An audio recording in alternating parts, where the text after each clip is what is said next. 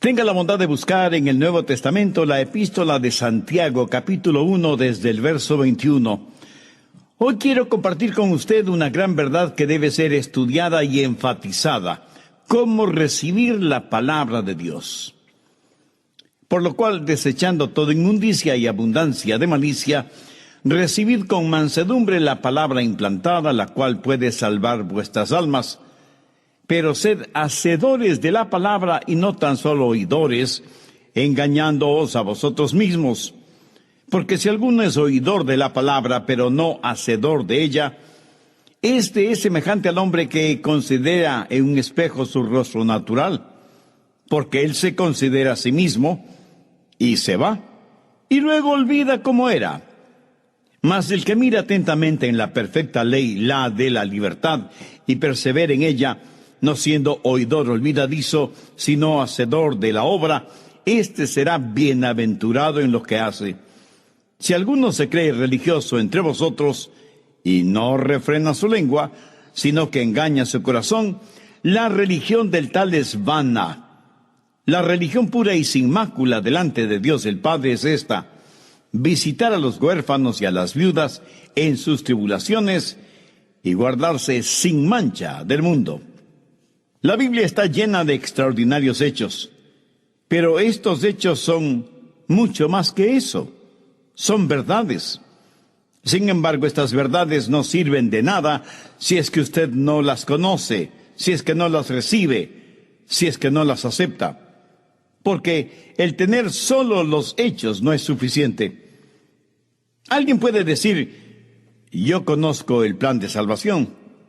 Mi amigo, quiero decirle que usted puede conocer el plan de salvación y creer en el plan de salvación y sin embargo irse directo al infierno. Usted no se salva por saber el plan de salvación.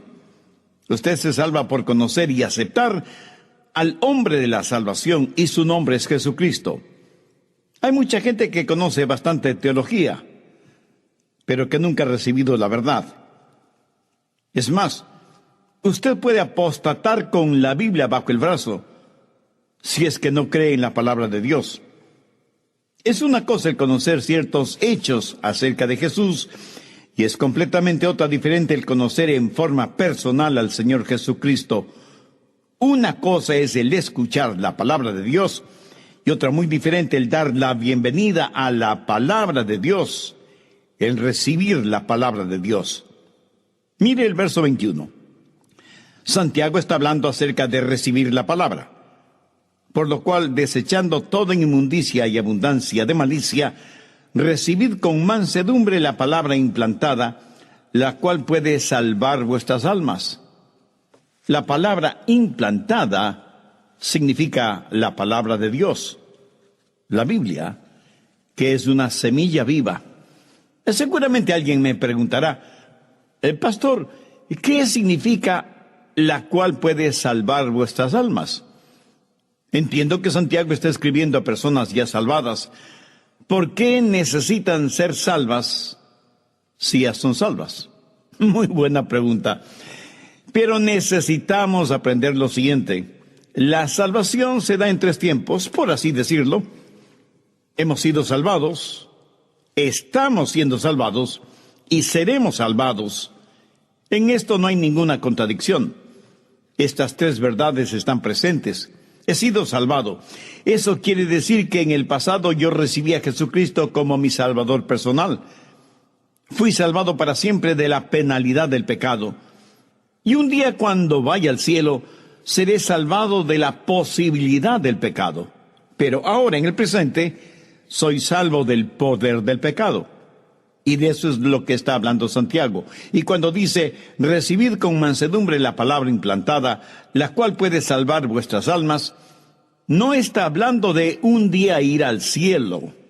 Habla de recibir la palabra de Dios que puede liberar nuestro ego, porque eso es lo que la palabra alma, psique, en el griego significa: su mente, sus emociones, su voluntad. Santiago está diciendo que solo la palabra de Dios le puede santificar. No habla primordialmente de sus pecados del pasado perdonados, ni de su futuro viaje al cielo. Habla de la palabra de Dios ahora, que es capaz de liberar su mente, sus emociones, su voluntad del poder y de la contaminación del pecado. Vayamos por un momento al Salmo 19:7. La ley de Jehová es perfecta, que convierte el alma. El testimonio de Jehová es fiel, que hace sabio al sencillo. Los mandamientos de Jehová son rectos, que alegran el corazón. El precepto de Jehová es puro, que alumbra los ojos. El temor de Jehová es limpio, que permanece para siempre. Los juicios de Jehová son verdad, todos justos. Deseables son más que el oro, y más que mucho oro afinado, y dulces más que la miel y que la que destila del panal. Tu siervo es además amonestado con ellos. En guardarlos hay grande galardón. Oh, mi amigo, si usted pudiera realmente entender el poder de la palabra para salvar su alma. Permítame compartir con usted algo muy personal. ¿Sabe lo que me mantiene activo día tras día? No mis emociones. Yo no soy una persona particularmente emocional. Tengo un sistema emocional estable. No me superemociono. Algunas personas se sobrecargan emocionalmente y gritan y saltan y lloran y dicen aménes y aleluyas, todo al mismo tiempo, y solo en determinados momentos y en lugares específicos. Nunca lo hacen en la vía pública. Unas veces tienen sus emociones muy arriba, pero la mayoría del tiempo las tienen muy abajo. Yo creo que me puedo ubicar en la mitad. No estoy tan abajo, pero tampoco estoy muy arriba. No creo que eso sea malo ni bueno, pero esa es la clase de temperamento que Dios me ha dado. Así que mi entusiasmo y mi ímpetu no son el resultado de mis emociones. Lo que me mantiene activo no es cómo me siento, sino lo que conozco. Y la verdad que conozco, esto es Jesús, es la que me ha mantenido y me sigue manteniendo en mi ministerio y en mi vida particular. Mi amigo, hay verdadero poder en la palabra de Dios. Si usted quiere ser un exitoso y vibrante cristiano, y no quiero decir con esto que yo lo sea, pero si hay algo bueno en mí, se debe a la realidad que acabo de mencionar. Si usted quiere ser victorioso en su vida cristiana, entonces debe permanecer anclado en la palabra de Dios, que es perfecta y que convierte el alma. Hay que recibir con mansedumbre la palabra implantada, o sea, sembrada, la cual puede salvar su alma, su psique, su ego, su mente, sus emociones y su voluntad. Hay dos palabras griegas que son traducidas como recibir. La una es lambano, que sencillamente significa sacar o tomar algo uno mismo. Por ejemplo, estirar el brazo y tomar algo uno mismo. O ir a la biblioteca, tomar un libro de química o de lo que sea, y debido a su ingenio o habilidad, descubrir alguna verdad. La palabra lambano describe ese acto de tomar y recibir, de adquirir algún conocimiento mediante el estudio. Pero esa no es la palabra que se usa aquí. La palabra que se usa aquí es dekomai, que significa dar la bienvenida, recibir la palabra con alegría, con expectativa, con humildad, sabiendo que esa palabra es verdadera y puede salvar nuestras almas. Y eso es exactamente lo que el apóstol Santiago está diciendo, que debemos recibir con mansedumbre la palabra implantada. Y habrá comprendido, mi amigo, que aquí de ninguna manera se hace referencia a la palabra de los hombres, sino a la palabra de Dios. Algunas veces, un hombre al ir a estudiar en un seminario piensa, bien, creo que tengo una buena mente, una buena biblioteca, buenos materiales de estudio, tengo una visión 2020, creo que no tendré ningún problema en aprender cualquier materia. Escúcheme, usted puede apostatar aunque lleve una Biblia bajo su brazo, porque no es cuestión de únicamente estirar la mano y recibir. Usted tiene que abrir su corazón y dar la bienvenida a la palabra de Dios. Usted tiene que recibir la palabra de Dios como recibiría en su casa a su amigo más querido. Por eso hoy quiero compartir con usted 3 maneras de dar la bienvenida a la palabra, 3 formas de recibir la palabra. En realidad, es el apóstol Santiago el que nos dirá cómo. Primero, dar la bienvenida a la palabra con arrepentimiento. Si un huésped va a llegar a su casa, una de las primeras cosas que usted hace es limpiarla minuciosamente, ¿verdad? Si anhelamos que la palabra de Dios habite en nosotros abundantemente y fructifique, debemos arrepentirnos de la suciedad moral y espiritual que podamos tener, limpiarnos de esa basura y entonces estar listos para dar la bienvenida a la palabra de Dios en nosotros. Veamos nuevamente Santiago 2:21, por lo cual desechando toda inmundicia y abundancia de malicia. Detengámonos un momentito aquí para ver la palabra inmundicia. En el original griego, literalmente, esta es una palabra usada en medicina y hace referencia a la cera que hay en el oído. ¿Sabe que la acumulación de cera en el oído puede impedir que usted oiga? A veces hay ciertas cosas que tapan nuestros oídos espirituales y que necesitan ser removidas a fin de que podamos escuchar y escuchar claramente. Se cuenta de un hombre que tenía zanahorias en sus oídos. Alguien le dijo, ¿tiene zanahorias en sus oídos? Y el hombre contestó, ¿qué? Le digo que tiene zanahorias en sus oídos. Y el hombre respondió, ¿qué dice? Y el otro impaciente y levantando el tono de la voz le dijo, le digo que tiene zanahorias en sus oídos. Y el otro le respondió, lo siento, no le puedo escuchar porque tengo zanahorias en los oídos. Parece que Dios está tratando de decirnos que hay algo equivocado en nosotros cuando no podemos escuchar su voz. Y no podemos escuchar la voz de Dios precisamente porque algo está bloqueando nuestros oídos espirituales. Y estaremos inhabilitados de escuchar la voz de Dios hasta que no limpiemos aquello que está tapando nuestros oídos. Este es el significado de la palabra inmundicia aquí. Se refiere a aquello que está bloqueando nuestros oídos y que por lo tanto no nos permite escuchar la voz de Dios. Recuerda lo que Santiago dice en el capítulo 2, verso 19. Todo hombre sea pronto para oír.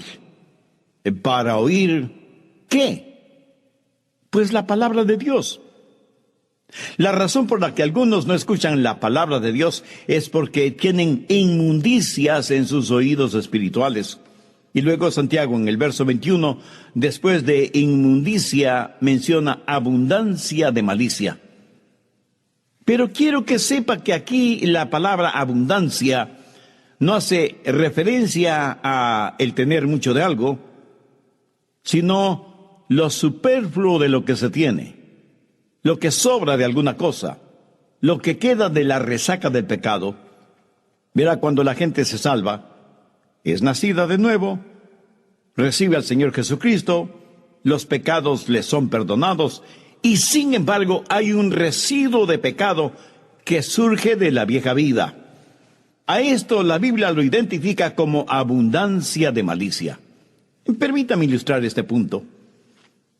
En el capítulo 11 del Evangelio de Juan, tenemos el relato de cómo Jesús resucitó a Lázaro. Lázaro había muerto hace 4 días, lo habían amortajado bien, como era la costumbre judía, y estaba enterrado en su tumba. Jesús se paró frente a esa tumba y con autoridad divina dijo en alta voz, Lázaro, ven fuera. Minutos después, Lázaro salió de la tumba como si hubiera sido una momia. Estaba cubierto con su ropa mortuoria. Parecía una gigantesca crisálida. Pero ahora note lo siguiente. Cuando él salió de la tumba, cubierto y limitado por su ropaje funerario, tenía vida, pero no tenía libertad. ¿Lo entiende? ¿Cómo describe Juan esto? Busque Juan 11, verso 44. Y el que había muerto salió, atadas las manos y los pies con vendas, y el rostro envuelto en un sudario. Jesús les dijo: desatadle y dejadle ir. En otras palabras, Jesús dijo: quitadle lo superfluo, porque aunque ahora está vivo, todavía tiene las vendas y el sudario que tienen el olor de muerte. Desatadle, quitadle todo eso y dejadle ir. ¿Y qué del hijo pródigo? Independientemente de cómo vivió, llegó un momento en que prácticamente volvió en sí, como que recobró la cordura y dijo algo muy significativo. Busque Lucas, capítulo 15, desde el verso 18. Me levantaré e iré a mi padre y le diré: Padre, he pecado contra el cielo y contra ti. Ya no soy digno de ser llamado tu hijo. Hazme como uno de tus jornaleros. Y levantándose, vino a su padre. Y cuando aún estaba lejos, le vio su padre, y fue movido a misericordia, y corrió, y se echó sobre su cuello, y le besó, y dijo a sus siervos: sacad el mejor vestido, y vestidle, y poned un anillo en su mano, y calzado en sus pies, y traed el becerro gordo, y matadlo, y comamos y hagamos fiesta, porque mi hijo muerto era, y ha revivido, se había perdido, y es hallado. Y comenzaron a regocijarse. Quiero que note que el hijo vino con sus ropas sucias e inmundas, los rezagos de su vida vieja, pero cuando llegó a la casa de su padre, tuvo que despojarse de esos harapos que representaban su vida de pecado. Y si bien es cierto que vino a su padre, trajo con él las señales de su vida de pecado y disipación. Amigo, ¿tiene usted todavía rezagos de su vida vieja? Muchos de ustedes a lo mejor son salvos, pero todavía se visten con los inmundos trajes del pecado. Todavía están con la ropa con la que cuidaban de los cerdos en el chiquero. Todavía hay ciertas cosas en su vida, todavía hay cera en sus oídos espirituales, todavía guarda ropa sucia. Y todo esto le impide recibir y dar la bienvenida a la palabra de Dios. Y mientras sus oídos espirituales estén tapados, no podrá oír la voz de Dios contenida en su palabra. Y solo Dios puede limpiar toda basura que impide que usted oiga la voz de Dios. Desde el programa anterior estoy desarrollando el tema dar la bienvenida a la palabra. Por supuesto me refiero a la palabra de Dios, la Biblia. Y la base bíblica para este estudio es la epístola de Santiago, el capítulo 1, los versos del 21 al 27. Como siempre he usado y continuaré usando otra porción de las Escrituras como respaldo del mensaje. De los 3 puntos del bosquejo de este estudio bíblico, vimos el primero: dar la bienvenida a la palabra con arrepentimiento. Ojalá que ninguno de ustedes esté pensando que estoy diciendo que hay que arrepentirse de dar la bienvenida a la palabra de Dios. No digo eso de ninguna manera. Pero ahora que lo pienso, me imagino que los apóstatas, por ejemplo, se arrepienten de haber dado la bienvenida a la palabra de Dios en sus vidas, porque quieren seguir viviendo como se les antoja, y la palabra de Dios no se los permite. Y por eso apostatan de la fe. Esto simplemente a manera de aclaración, y para que no me malinterpreten. Dicho esto, continuemos con el material de estudio para hoy. Alguna vez alguien me preguntó: el pastor Rogers, ¿qué opina de los pecados chiquitos? Y yo pregunto, ¿quién determina el tamaño de un pecado? Porque delante de Dios no creo que hay pecados pequeños. Nosotros los seres humanos hemos hecho esta clasificación que no tiene absolutamente ningún respaldo bíblico. Alguna vez en alguna parte leí lo siguiente: ¿quién golpea tan fuerte a mi puerta? Soy solo un pequeño pecadito, fue la respuesta. Por supuesto le permití la entrada, pero todo el infierno invadió mi morada. Verá, un pecado, no importa cuán pequeño, abrirá la puerta para otros pecados. ¿Quiere usted que la palabra de Dios inflame su corazón y su vida? Quisiera poder leer la Biblia y al abrirla encontrarse frente a frente con el mejor de sus amigos. Entonces ponga en práctica el consejo de Santiago: recibid con mansedumbre la palabra implantada. Muchos cantan el himno que dice: llena mi vida, Señor, llena mi vida. Pero sus vidas están siempre vacías. ¿Por qué? Porque están cantando el himno equivocado. Deberían cantar: limpia mi vida, Señor, limpia mi vida. Mi amigo, cuando su vida esté limpia, Dios la llenará. Y cuando usted esté listo a recibir la palabra de Dios, recíbala con mansedumbre y arrepentimiento. Así que, en primer lugar, recibe la palabra de Dios con humildad y arrepentimiento. Segundo, esté dispuesto a recibir la palabra de Dios. Santiago dice que debemos recibir la palabra con mansedumbre. Pongamos atención a la palabra mansedumbre. ¿Sabe usted lo que significa mansedumbre? Quiere decir tener un espíritu dispuesto a obedecer.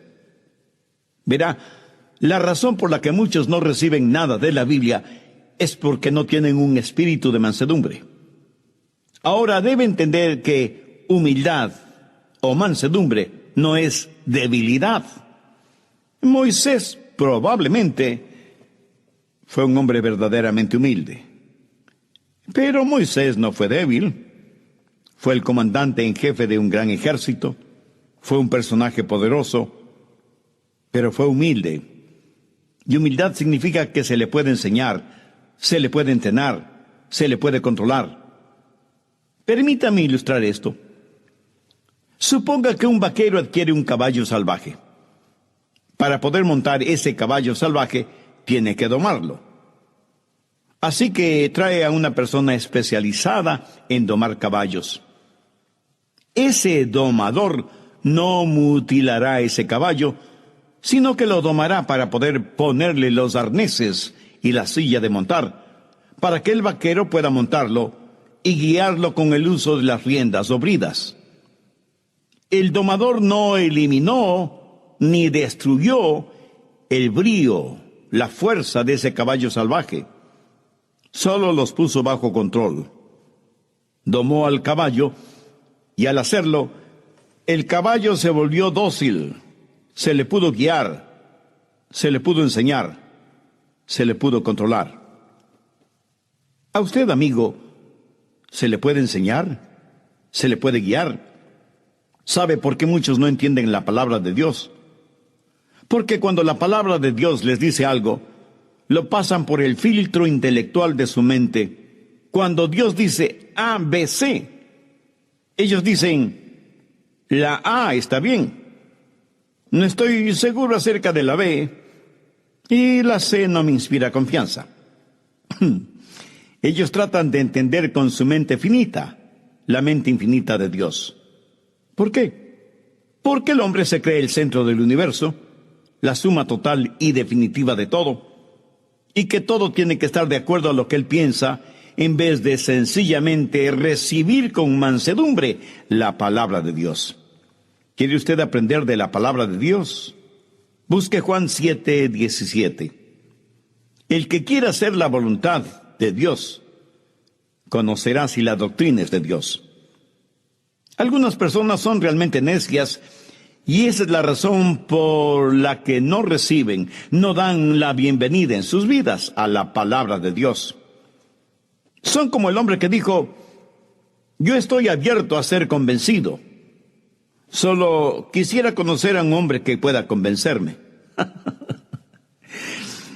Escúcheme, si usted va a recibir la palabra de Dios, debe recibirla con arrepentimiento, con humildad. Salvando las distancias, permítame decirle que usted debe ser domado para que esté listo a hacer la voluntad de Dios. Arrepentimiento, humildad y disponibilidad. Tercero, debe recibir la palabra con responsabilidad e interés.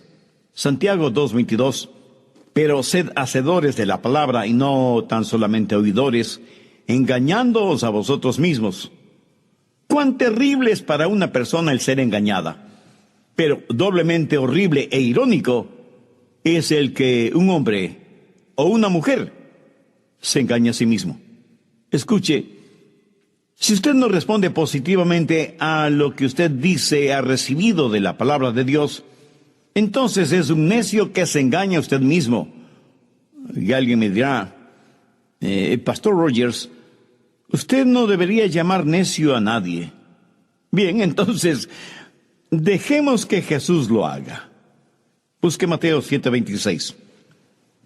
Pero cualquiera que me oye estas palabras y no las hace, le compararé a un hombre insensato que edificó su casa sobre la arena. ¿Y qué es lo que está diciendo Jesús? Que el hombre que edifica sobre la arena es un insensato, un necio. Es un hombre que se está engañando a sí mismo. ¿Sabe que hay de malo en muchos seres humanos? Que escuchan sermones y tienen un cuaderno lleno de notas de los bosquejos de los mensajes que escuchan.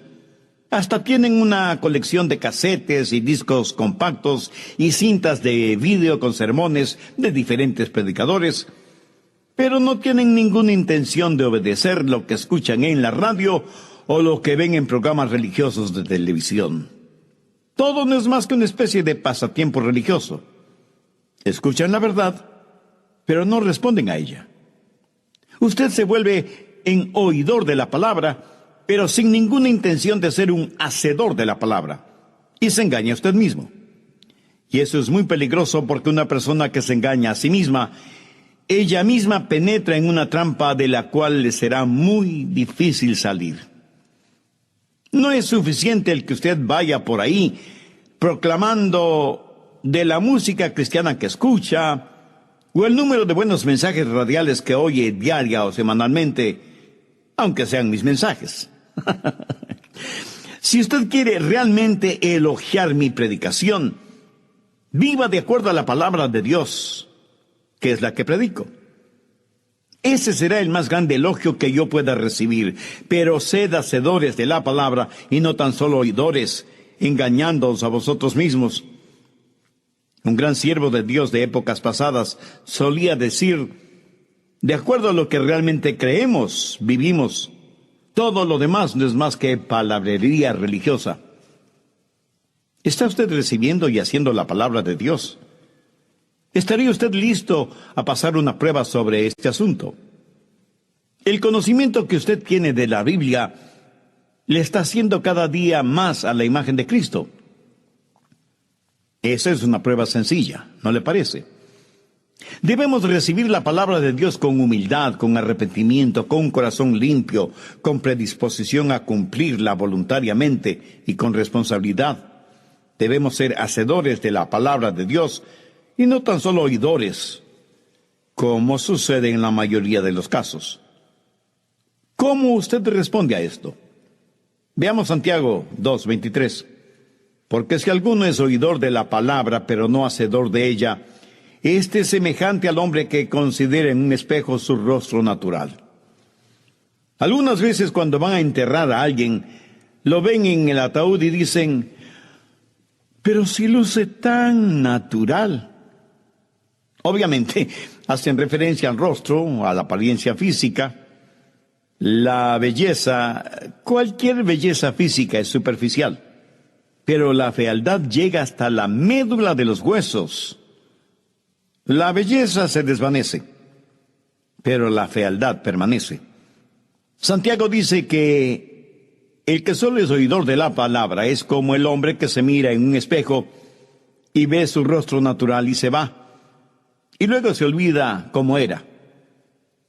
Pero ahora note lo que dice en el verso 25. Mas el que mira atentamente en la perfecta ley, la de la libertad, y persevera en ella, no siendo oidor olvidadizo, sino hacedor de la obra, éste será bienaventurado en lo que hace.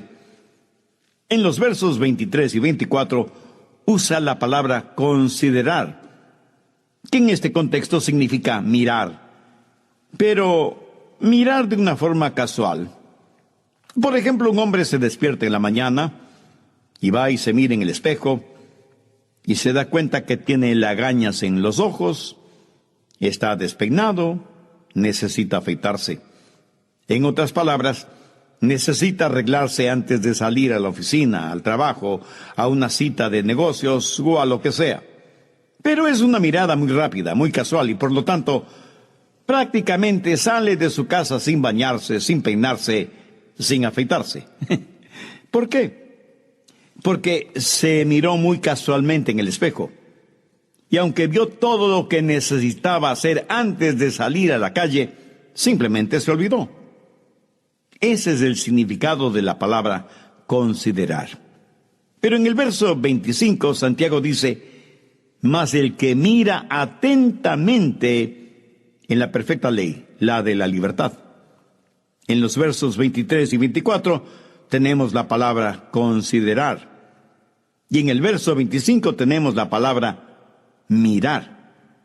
Y como ya lo dije, considerar significa un ver muy casual. Y en el verso 25 tenemos la palabra mirar, que es la misma palabra que Juan utiliza en su Evangelio, capítulo 20, verso 5. Habla de Juan, el discípulo, mirando dentro de la tumba, y bajándose a mirar, vio los lienzos puestos allí, pero no entró.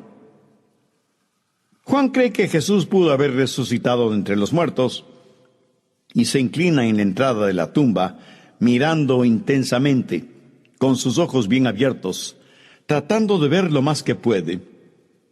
Esa, mi amigo, le puedo asegurar que no fue una mirada casual, sino una mirada intensa y escudriñadora. Y esa es la manera en que usted debe mirar la palabra de Dios, intensamente, escudriñadoramente, no en una forma casual y rápida, sino cuidadosamente, examinadoramente, y viendo la aplicación práctica de la palabra de Dios en su vida. Muchos cristianos tienen devocionales tipo brillantina. Una gotita es suficiente. La lectura de un versículo, un devocional rápido, una oración instantánea. No digo que esto sea malo, porque hacer esto espiritualmente es mejor que nada. Pero cuando usted lee y estudia y medita profundamente en la palabra de Dios y la hace real en su vida, entonces comenzará a experimentar cotidianamente la vida cristiana victoriosa. Y cuando usted vea lo que la palabra de Dios le dice, cuando la palabra de Dios sea como un espejo que refleja la imagen que usted ve, entonces pondrá su vida en orden. Sin olvidarse la clase de persona que fue, usted tiene que cambiar su estilo de vida. Y cuando haga eso, la palabra de Dios será una bendición diaria. Escuche, mi amigo, ¿quiere en verdad entender la palabra de Dios? Permítame decirle una de las grandes verdades que he aprendido acerca de la oración y de la palabra de Dios. La oración que llega al cielo es la oración que comienza en el cielo. La forma de entender las partes de la Biblia que no entiende es obedeciendo las partes de la Biblia que sí entiende. ¿No le parece eso maravillosamente sencillo? Pues permítame repetirlo. La oración que llega al cielo es la oración que comienza en el cielo. La forma de entender las partes de la Biblia que no entiende es obedeciendo las partes de la Biblia que sí entiende. Cuando usted haga eso en forma habitual, no ocasional, es que habrá dado a su vida la bienvenida a la palabra de Dios. Y hay 3 formas o maneras de dar la bienvenida a la palabra de Dios. En el verso 26, Santiago dice que hay que refrenar la lengua. En el verso 27 habla de la limpieza y la pureza de nuestro testimonio y que hay que ayudar a los que tienen problemas. Antes de terminar, permítame preguntarle, ¿cuál es el reflejo que usted ve cuando se mira en el espejo de la palabra de Dios? ¿Es la imagen de una persona salvada? ¿O es la imagen de una persona que necesita ser salva? ¿Conoce usted a Dios por medio del Señor Jesucristo? Si usted todavía no ha hecho una decisión espiritual por Jesús, bien puede hacerla este mismo momento. Yo voy a orar una sencilla y corta oración para que le sirva de guía. Usted ore con sus propias palabras, pero dígalas con fe, con sinceridad, con convicción. No se preocupe por el aspecto gramatical de su oración, porque Dios conoce la intimidad de su corazón. Ore y diga: querido Dios, reconozco que no le he dado a tu palabra mayor importancia en mi vida. Reconozco que soy pecador y necesito tu perdón y la limpieza espiritual de mi mente, de mi corazón. Señor Jesús, sé que derramaste tu sangre y moriste en la cruz del Calvario para pagar la enorme deuda de mis pecados, no porque yo lo merezca, sino solo porque tú me amas. Gracias por tu amor que me redime, que me perdona, que me limpia.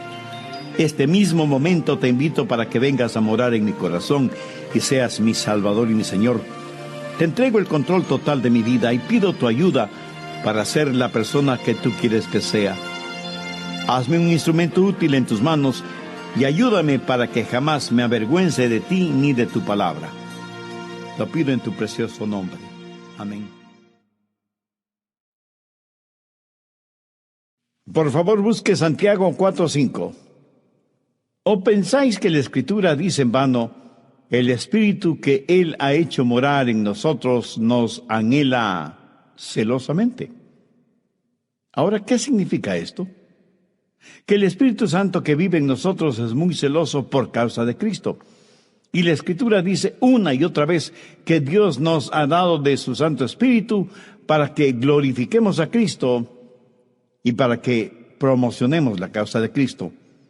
Esto es absolutamente esencial que usted lo comprenda. Esto es por lo que debe orar ferviente y espiritualmente. Y en este estudio bíblico quiero compartir con usted cómo orar en el Espíritu. Quiero que piense en primer lugar en el ministerio del Espíritu Santo y segundo, en el ministerio del Espíritu Santo por nuestro intermedio. Incidentalmente, quisiera que veamos otros versículos antes de profundizar en el mensaje. Efesios 6:18. Orando en todo tiempo con toda oración y súplica en el Espíritu. Judas 20. Pero vosotros, amados, edificando sobre vuestra santísima fe, orando en el Espíritu Santo. Ahora veamos Romanos 8:26. Y de igual manera el Espíritu nos ayuda en nuestra debilidad. Pues ¿qué hemos de pedir como conviene? No lo sabemos.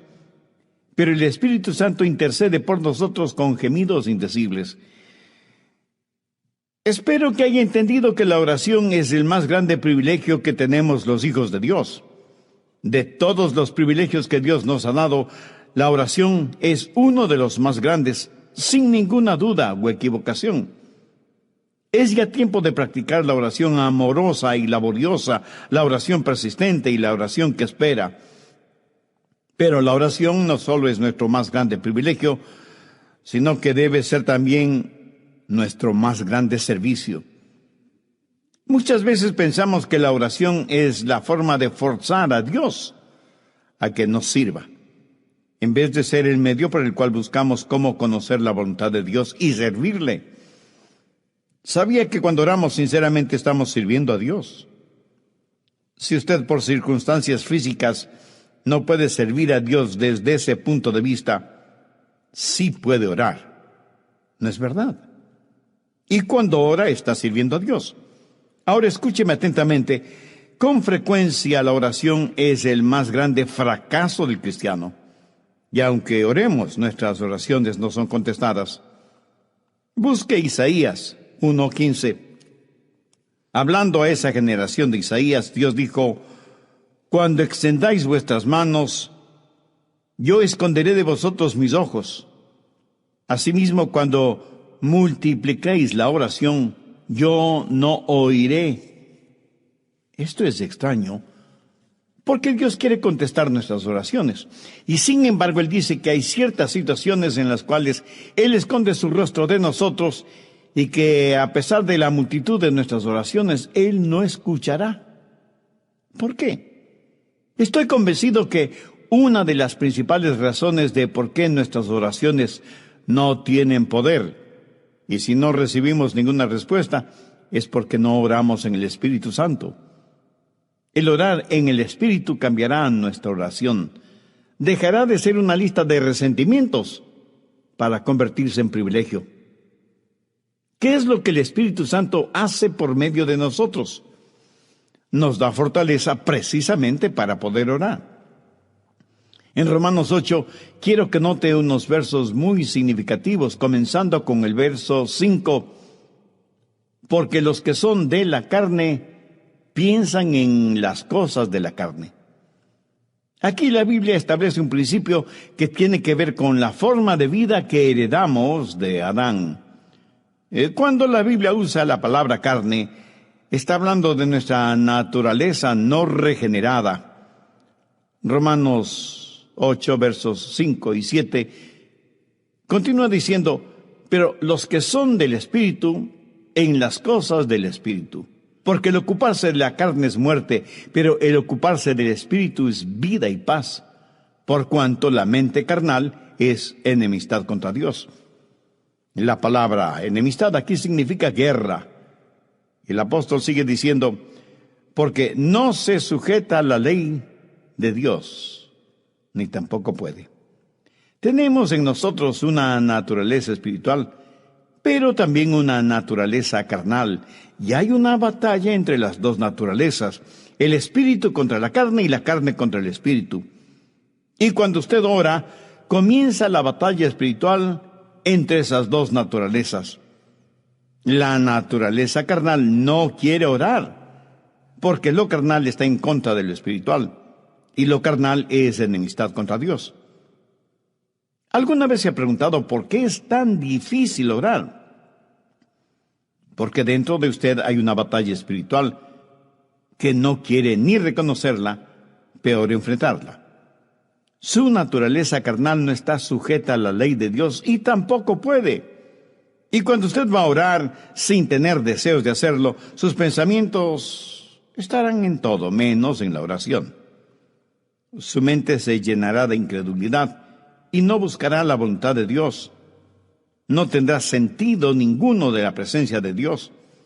Y aunque quiere orar y sabe que debe orar, su naturaleza carnal no se lo permite. ¿Por qué?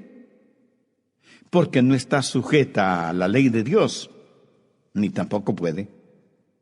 Esta mente y naturaleza carnales es una debilidad en nosotros.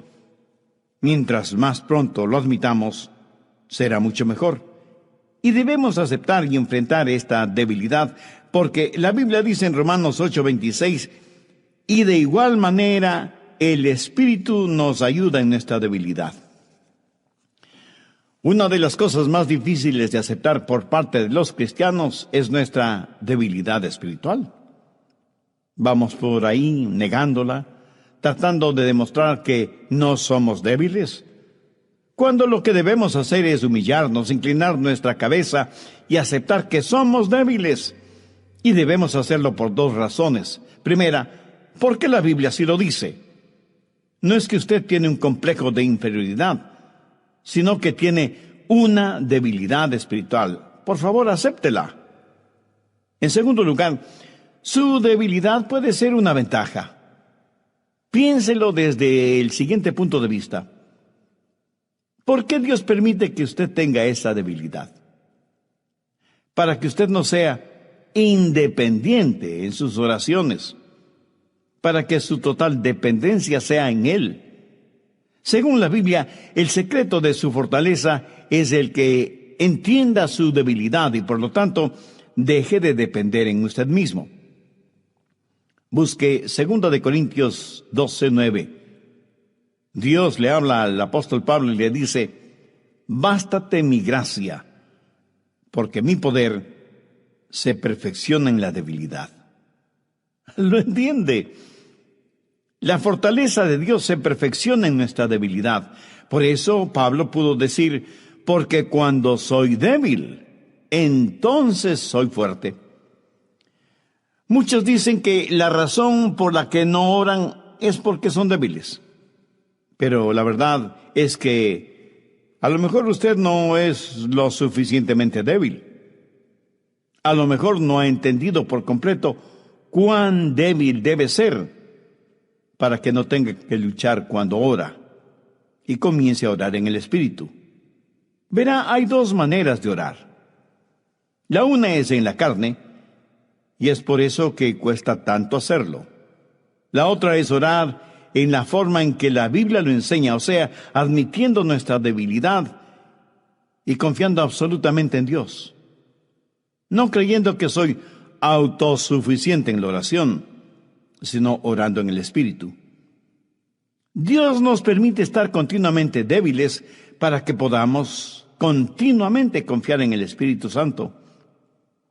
Hay 6 enemigos que evitan que oremos y quiero que veamos cómo el orar en el Espíritu es la respuesta contra esos 6 enemigos. Primer enemigo, la indiferencia. O sea, cuando no tenemos ganas de orar, sentimos un letargo espiritual. Los párpados como que se nos vuelven pesadísimos. Alguien dijo que el gran problema espiritual y emocional en el mundo en general es la apatía. Pero evidentemente, eso a nadie le importa. ¿Ha notado que siempre encontramos tiempo para aquello que queremos hacer? Entonces, no es que no tenemos tiempo para orar, sino que no queremos orar. ¿Por qué? Porque nuestra carne no tiene ningún apetito espiritual. Porque lo carnal es enemigo de Dios y no está sujeto a la ley de Dios, porque no lo entiende. Hay algo en nosotros que no quiere que oremos, pero tratamos de impresionar a los demás con una falsa espiritualidad. Hay algo en nosotros que se revela cuando pensamos en orar, y eso nos sucede a todos, aún a pastores y predicadores, aunque usted no lo crea.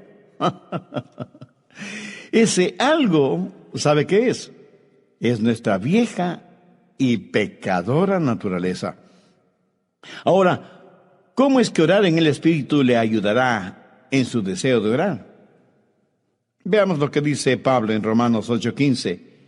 Pues no habéis recibido el espíritu de esclavitud para estar otra vez en temor, sino que habéis recibido el espíritu de adopción, por el cual clamamos, Abba, Padre.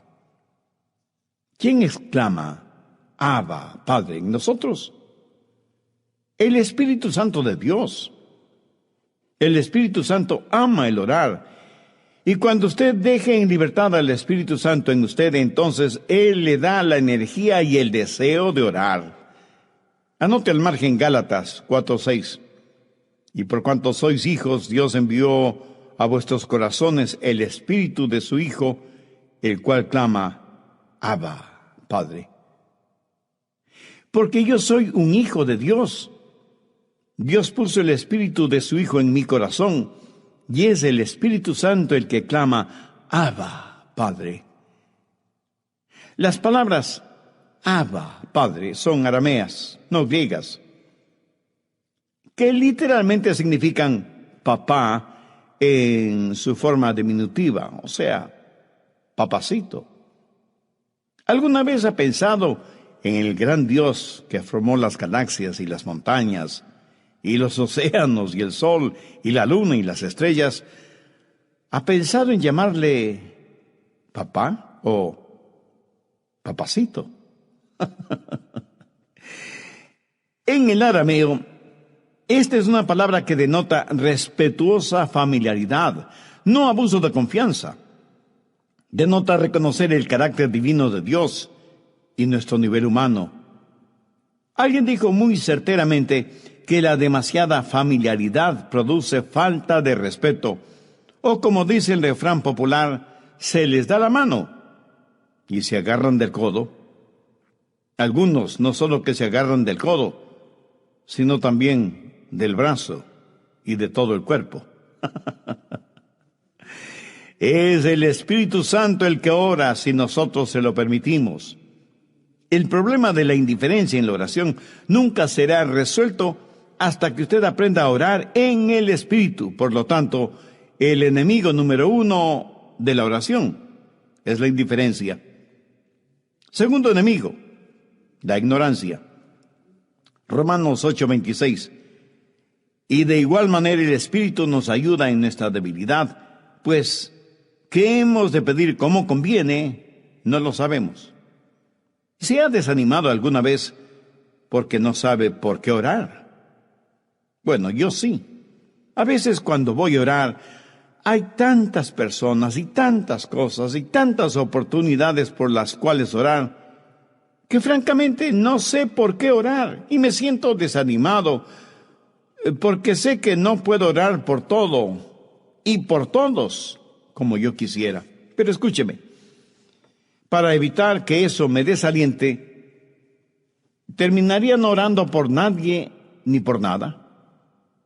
Lo que quiero decir es que a veces tenemos tanto por qué orar que no sabemos por qué orar.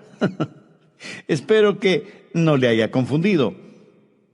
Pero para que la oración sea efectiva, debe ser selectiva. ¿Cómo saber por quién o por qué orar? Si el Espíritu Santo pone en su corazón el nombre de una persona en particular o de una situación específica, entonces esa persona o esa circunstancia será el motivo de su oración.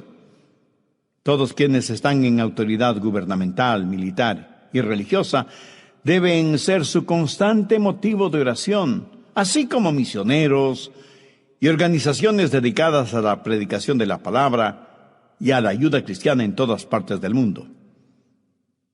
Escúcheme, ningún ser humano, por muy cristiano que sea, puede orar por todas estas cosas. Pero el Espíritu Santo sabe por lo que usted debe orar.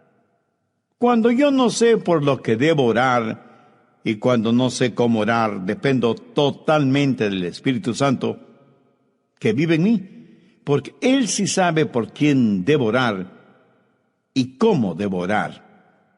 Suponga que hay un creyente, un anciano de 80 o 90 años que está muy enfermo y usted va a orar por él. Le pide a Dios que le restaure la salud o que se lo lleve al cielo. ¡Qué decisión!, ¿verdad?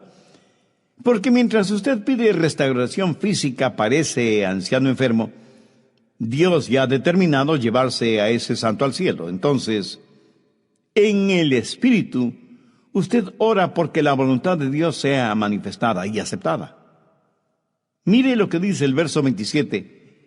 Mas el que escudriña los corazones sabe cuál es la intención del Espíritu, porque conforme a la voluntad de Dios intercede por los santos. Mi amigo, ese es el secreto. Cuando oramos para hacer la voluntad de Dios, Él nos oye. El secreto al orar en la voluntad de Dios es el secreto de la oración victoriosa. Busque Isaías 11:2. Y esposará sobre él el espíritu de Jehová, espíritu de sabiduría y de inteligencia, espíritu de consejo y poder, espíritu de conocimiento y de temor de Jehová. Tercer enemigo, la impotencia. Y con esto hago referencia a nuestra debilidad, a nuestra inhabilidad física. ¿Alguna vez ha tratado de orar cuando tiene dolor de cabeza o cuando está que se cae de sueño? ¿Ha tratado de orar cuando su espíritu está dispuesto, pero la carne es débil? Pedro, Santiago y Juan se quedaron dormidos aun cuando Jesús les había dicho que velaran y oraran. Es evidente que no tuvieron fuerza ni resistencia física, ni resistencia espiritual y emocional para concentrarse en la oración. En ese sentido, fueron débiles e impotentes. ¿Cómo se siente usted en su vida de oración? Abra su Biblia en Romanos capítulo 8, verso 11. Y si el Espíritu que levantó de los muertos a Jesús mora en vosotros, el que levantó de los muertos a Cristo Jesús vivificará también vuestros cuerpos mortales por su Espíritu que mora en vosotros. Cuando Jesús estuvo sentado junto al pozo de Jacob, una mujer samaritana de cuestionable vida moral se acercó al pozo para sacar agua. Ella se había casado varias veces y con quien vivía en la actualidad no era su marido. Y Jesús le habló acerca del agua de vida. Jesús había caminado mucho y estaba cansado. Los discípulos habían ido hasta la ciudad para comprar qué comer. Y cuando regresaron, encontraron a Jesús completamente recuperado, lleno de vigor y energía. Y cuando los discípulos le invitaron a comer lo que habían comprado, él les dijo: yo tengo una comida que comer que vosotros no sabéis. El Espíritu de Dios había llenado de energía el cuerpo de Jesús y le había dado fortaleza. Algunas veces cuando su espíritu decae, cuando no se puede concentrar mentalmente, cuando se siente débil e impotente, ponga su ser en manos del Espíritu Santo. Ore en el Espíritu, no en la carne. Si usted tiene problemas de sueño cuando ora, no se vaya a la cama a orar, ni se arrodille poniendo su cabeza en un suave almohadón. Le puedo asegurar que se quedará dormido antes de haber empezado a orar. Se lo aseguro. ¿Sabe lo que hago cuando a mí me sucede eso? Me levanto y comienzo a caminar, y oro mientras camino. Como se puede imaginar, no me quedo dormido si estoy caminando. Y como al caminar estoy bien despierto, entonces oro. Para mí eso es algo práctico. Pero por sobre todo esto, está mi dependencia en el Espíritu Santo de Dios, que mora en mí y me enseña a orar. Cuarto enemigo, las interferencias o interrupciones. Hablo de interrupciones e interferencias satánicas. Escúcheme, cuando usted se arrodilla y comienza a orar, el diablo disparará toda la artillería del infierno en su contra. El diablo hará no solo lo posible, sino aún lo imposible para tratar de que usted no ore. Sidlow Baxter fue un gran hombre de Dios y alguna vez dijo algo que nunca olvidaré. Cuando un cristiano va a orar, el diablo les dice a sus demonios: muchachos, hagan lo que sea para que no ore. Si logramos impedir que ore, le venceremos fácilmente. Pero si no logramos impedir que ore, él nos vencerá siempre. El diablo tratará de impedir que oremos. ¿Y cómo lo va a vencer? Ninguno de nosotros es coteja para el diablo. No tenemos ni el poder, ni la fortaleza, ni la capacidad para hacerlo. La única manera de vencer al diablo es cuando oramos en el Espíritu. Veamos por un momento Efesios 6, desde el verso 11. Vestíos de toda la armadura de Dios para que podáis estar firmes contra las acechanzas del diablo. Porque no tenemos lucha contra sangre y carne, sino contra principados, contra potestades, contra los gobernadores de las tinieblas de este siglo, contra huestes espirituales de maldad en las regiones celestes. Por tanto, tomad toda la armadura de Dios, para que podáis resistir en el día malo, y habiendo acabado todo, estad firmes. Estad pues firmes, ceñidos vuestros lomos con la verdad, y vestidos con la coraza de la justicia, y calzados los pies con el apresto del evangelio de la paz.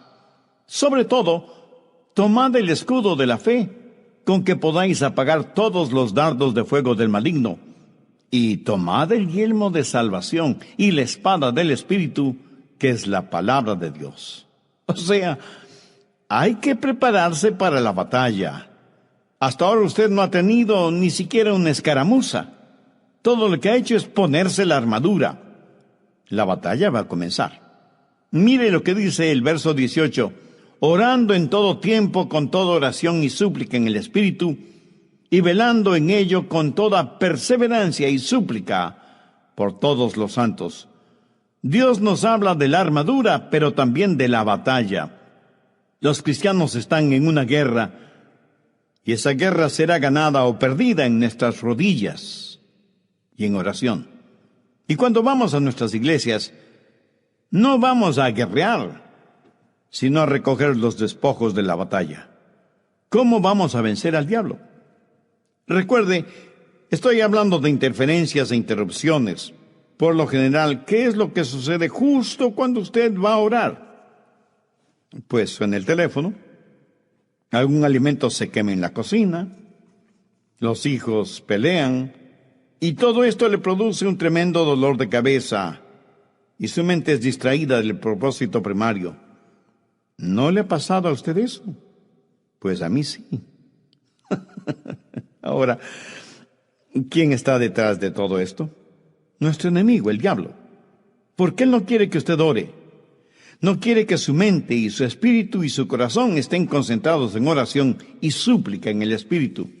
Por eso es que hay que ponerse la armadura de Dios no solo para batallar, sino para orar. Porque orar en el espíritu es una verdadera batalla. Y el diablo no escoteja para el Espíritu Santo de Dios. Usted no puede orar con efectividad en la carne debido a las interferencias, a las interrupciones que el diablo pone y pondrá en su camino. Volvamos otra vez a Romanos 8. No solo tenemos problemas de indiferencia y de ignorancia, y de impotencia y de interferencia. Quinto enemigo, la inexpresividad. Hay veces cuando no somos capaces de decir lo que debemos decir, lo que es necesario decir o lo que queremos decir. A veces no encontramos las palabras adecuadas y nos sentimos frustrados porque tenemos la impresión de que nuestro vocabulario es inadecuado. Hay veces que queremos adorar y otras veces queremos implorar, acercarnos a Dios con alguna petición legítima. Y sin embargo nos volvemos inexpresivos. A veces en nuestro corazón tenemos sentimientos pero tan profundos y sin embargo no encontramos las palabras para expresarlos. ¿No ha experimentado usted eso alguna vez? Debo admitir que yo sí. Pero gracias a Dios, mire lo que el apóstol Pablo dice en Romanos 8:26. Y de igual manera el Espíritu nos ayuda en nuestra debilidad. Pues, ¿qué hemos de pedir como conviene? No lo sabemos. Pero el Espíritu mismo intercede por nosotros con gemidos indecibles. ¿Entiende esto? El Espíritu Santo de Dios a veces toma mis gemidos y palabras que ni siquiera puedo pronunciar. Por así decirlo, el Espíritu Santo es nuestro traductor e intérprete.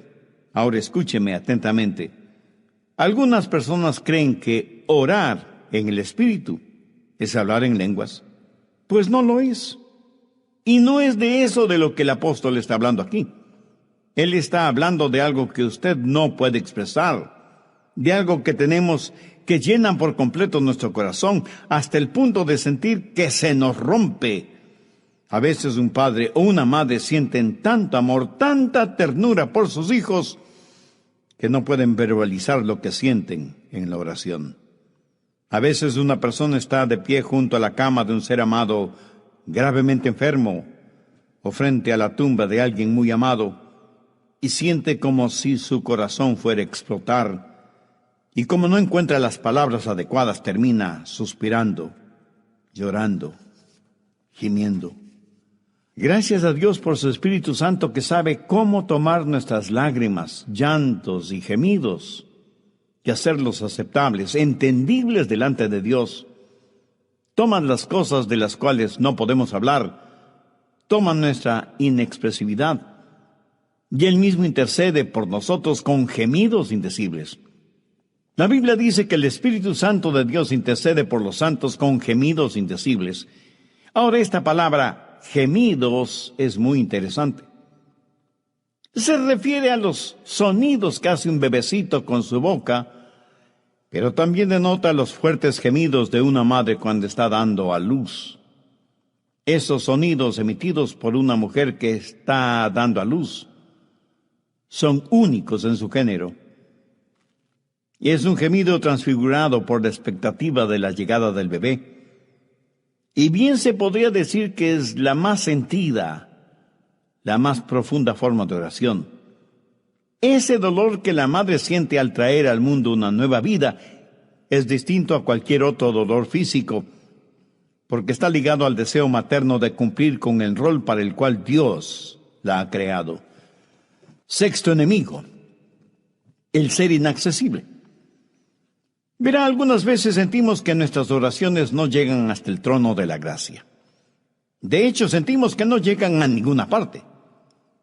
Ahora, por medio de la sangre de nuestro Señor Jesucristo, el velo del templo se ha partido en dos, dándonos acceso no solo al lugar santo, sino y sobre todo al lugar santísimo. Pero necesitamos algo más que el derecho de entrar. Necesitamos el poder para hacerlo. La sangre nos da el derecho para venir, pero el Espíritu nos da el poder para entrar. Por favor, busque Efesios 2:18. Porque por medio de él, los unos y los otros tenemos entrada por un mismo Espíritu al Padre. O sea que por el Espíritu tenemos acceso. Es el Santo Espíritu de Dios quien nos toma de la mano y nos guía hacia el trono de la gracia. Hace algunos años fuimos invitados a Taiwán, juntamente con otros creyentes, para hablar con uno de los oficiales más altos del gobierno taiwanés. El hijo del general Kang Sheng estaba a cargo de todas las fuerzas militares de la República China. Y nos sentimos muy honrados con esa invitación. Y cuando llegamos al lugar, nos solicitaron nuestros pasaportes y nos revisaron minuciosamente por razones de seguridad. Nos dieron el derecho de estar ahí y cuando llegamos hasta las puertas del palacio, un oficial impresionantemente uniformado nos escoltó. Fue evidente que necesitábamos algo más que el derecho de venir. Necesitábamos a alguien que nos escoltara y nos guiara dentro del edificio. El Espíritu Santo es quien nos escolta hacia el trono de la gracia de Dios y nos permite el acceso directo. O sea que no solo tengo una invitación real, sino que tengo un guía en el palacio. El Espíritu Santo que me lleva a la misma presencia de aquel a quien amo con todas las fuerzas de mi alma, atravesando las cortinas de hierro del pecado, llevándome hasta el lugar santísimo. Todo gracias a la sangre de Jesús y a la ayuda del Santo Espíritu de Dios. Por eso Él es de suma importancia. Pero mire, no solo debemos orar en el Espíritu, sino que debemos entender también lo siguiente. El Espíritu Santo no solo tiene un ministerio en nosotros, sino que también tiene un ministerio hacia nosotros para poder desarrollar su ministerio por medio de nosotros. Por favor, quiero que note la intercesión del Espíritu Santo. Romanos 8:26. Y de igual manera el Espíritu nos ayuda en nuestra debilidad, pues ¿qué hemos de pedir como conviene? No lo sabemos. Pero el Espíritu mismo intercede por nosotros con gemidos indecibles. Y ahora quiero que ponga atención al verso 34. ¿Quién es el que condenará? Cristo es el que murió. Más aún, Él también resucitó, el que además está a la diestra de Dios, el que también intercede por nosotros. El Espíritu Santo intercede por nosotros y Cristo intercede por nosotros. Pero quiero que sepa que hay una diferencia en los lugares de esa intercesión. Cristo intercede por nosotros estando a la diestra de su Padre. El Espíritu Santo intercede por nosotros estando en nosotros. También hay una diferencia en el propósito de la intercesión. Yo soy el objeto de la intercesión de Cristo. Él intercede por mí estando a la diestra de Dios. Pero yo soy el vehículo de la intercesión del Espíritu Santo. Él está intercediendo por otros, por mi intermedio. El Espíritu Santo no solo me da ese ministerio, sino que Él mismo me ministra a mí para poder ministrar a otros a través mío, para que el mundo sea alcanzado con las buenas nuevas de salvación en Jesucristo. Dios quiere levantar iglesias que sepan cómo interceder. Oro porque se levanten pastores que supliquen, que giman por sus congregaciones, por sus iglesias, para que sean iglesias genuinamente intercesoras, creyentes que sepan orar en el Espíritu, que permitan que el Espíritu Santo les ministre y que ministre por medio de ellos, para que nuestros hogares, nuestros vecindarios, nuestras ciudades y últimamente el mundo entero pueda sentir el impacto de creyentes e iglesias que están en las manos y en la voluntad de un Dios todopoderoso. ¿Qué significa la oración para usted? ¿Un recurso espiritual de emergencia cuando todo lo demás que ha tratado no le ha dado ningún resultado? ¿Cuál es su relación íntima, personal con Dios? Usted no puede tener esa relación sino por medio del Señor Jesucristo, cuando haya sido salvo por Él, cuando haya nacido de nuevo. ¿No le gustaría tener esa realidad, esa seguridad ahora mismo? Entonces le invito a hacer una decisión, a orar una sencilla oración conmigo, pero ore con fe, con sinceridad, con convicción, sabiendo que Dios está más interesado en su alma que en sus cualidades gramaticales. Ore y diga: querido Dios, reconozco que hasta ahora mi vida de oración ha sido casi inexistente, circunstancial y vacía. Gracias por haberme dado la oportunidad de escuchar este mensaje. Me acerco a ti en busca de tu gracia y misericordia. Señor Jesús, solo tú pudiste amarme a tal punto de entregar tu propia vida como pago por la culpa de mis pecados, para perdonarme, limpiarme, sanarme. Este mismo momento te invito a que vengas a morar en mi corazón. Deseo tenerte como mi Salvador y mi Señor y entregarte el control total de mi vida. Haz de mí un instrumento útil y de bendición en tus manos. Ayúdame para que nunca me avergüence de ti ni de tu palabra, a pesar de las circunstancias o a pesar de las consecuencias. Todo esto lo pido con gratitud en tu precioso nombre. Amén.